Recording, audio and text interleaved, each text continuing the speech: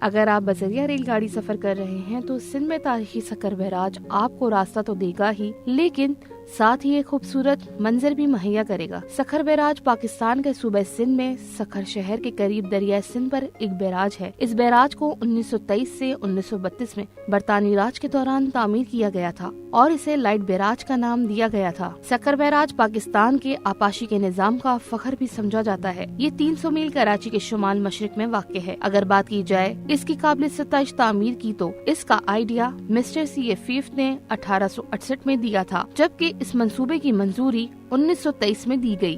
اسے سر Charlton Harrison CIE کی زیر نگرانی بطور چیف انجینئر ہدایت پر تعمیر کیا گیا تھا، جبکہ سر آرنلڈ میسٹرو CIE اس اسکیم کے آرکیٹیکچر اور انجینئر تھے۔ ہیڈ ورکس اور نہریں 1932 میں مکمل ہوئیں اور اس کی تکمیل پر اسے ہندوستان کے وائسرائے ویلنگٹن کے پہلے اورل نے کھولا۔ سکھر بیراج کو دریائے سندھ میں پانی کے بہاؤ کو کنٹرول کرنے کے لیے آبپاشی اور سیلاب پر قابو پانے کے مقاصد کے لیے استعمال کیا جاتا ہے۔ یہ ڈیم جو پورے ملک کی معیشت میں ریڑھ کی ہڈی کی حیثیت رکھتا ہے، پانی کو بہنے کے قابل بناتا ہے، جو 7 نہروں کا جال ہے جو کہ بڑے پیمانے پر زمین کو سیراب کرتی ہے۔